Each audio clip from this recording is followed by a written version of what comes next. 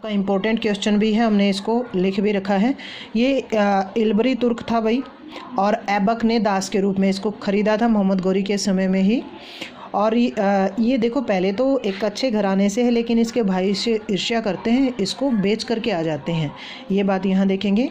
तो सुल्तान बनने से पहले क्या है, ये बदायूं और ग्वालियर का गवर्नर था। ये इंपॉर्टेंट चीज़ है कि वो पहले क्या था। फिर इल्तुतमिश की समस्याएं क्या हैं भाई उसके सामने जब वो शासक बनता है। तो चारों तरफ क्या है, अराजकता फैली हुई है, मंगोलों के आक्रमणों का भय यहाँ बना हुआ है।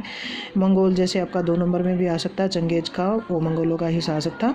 और यल्दोज और कुबाजा जो पहले भी थे, वो फिर से यहाँ इसको सुल्तान मानने के लिए तैयार नहीं थे। अब यहाँ उसकी उपलब्धियों का यह डिस्कस करेंगे हम। तो यल्दोज का दमन किया पहले उसने, आक्रमण करके उसके ऊपर। नासरुद्दीन कुबाचा को उसने पराजित किया। फिर बिहार और बंगाल पर उसने अधिकार कर लिया। राजपुताना क्या थी, जब ऐबक की डेथ हो जाती है तो अपने आप को संतृप्त करने लग जाते हैं, उनको ये पराजित करता है। उत्तर पश्चिम में जो सीमा क्षेत्र हैं, जो खोखर वगैरह हैं, वो आक्रमण कर रहे हैं, उनको कंट्रोल करता है।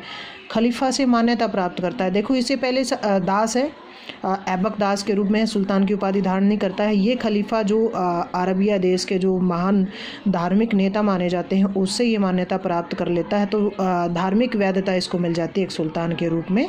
ये आपका इम्पोर्टेंट रहेगा कि वो कैसे मान्यता प्राप्त करता है, कब मान्यता प्राप्त करता है, ये आप अपनी बुक से पढ़ सकते हो। दिल्ली को राजधानी बनाता है, उसी ने बनाया सबसे पहले।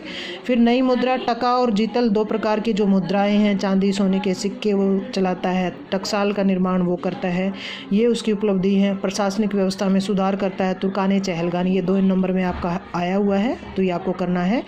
या 40 का जो दल है उसके बारे में, 40 लोग थे यहाँ जो तुर्क थे और सरदार थे, इसके दरबार में रहते थे और इसके विश्वास पात्र थे। उसका गठन इसने किया था। इक्तादारी व्यवस्था, जो मतलब बुरासों को इकट्ठा करने के लिए अनेक क्षेत्रों में बांटा, उनको एकता कहा जाता था। उसके अधिकारी को इक्तादार कहा जाता था। तो उसकी शुरुआत इसने की है। और कुतुब मीनार जो है उसको इसने पूरा करवाया। तो ये सारी की सारी इसकी उपलब्धियां रहेंगी।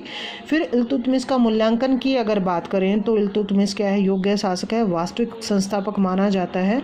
एक दास है, दास से फिर वो सुल्तान तक कैसे पहुंचता है, कैसे अपने विरोधियों का दमन करता है, कैसे कूटनीति चाल चल करके वो मंगोलों को भारत में आक्रमण करने से रोकता है, ये सारी की सारी इसमें आ जाएंगी। फिर अपना कल पढ़ेंगे हम इल्तुतमिश के उत्तराधिकारी कौन कौन से रहे थे। हम थोड़ा थोड़ा पढ़ के चलेंगे, लेकिन हाँ, पता चलेगा क्रम का, पता चलेगा कैसे कैसे कौन कौन सी घटनाएं घटी थी। तो ये हमारा, वैसे हमने इंपॉर्टेंट क्वेश्चन में आपको नहीं बताया, लेकिन 2-2 नंबर के बहुत से क्वेश्चन इसमें से निकल करके आपके आते हैं। जो हमने अंडरलाइन कर रखी है, इसका मतलब वो आपके यहाँ पर 2-2 नंबर के हिसाब से इम्पोर्टेंट है, या आपको ध्यान रखनी है।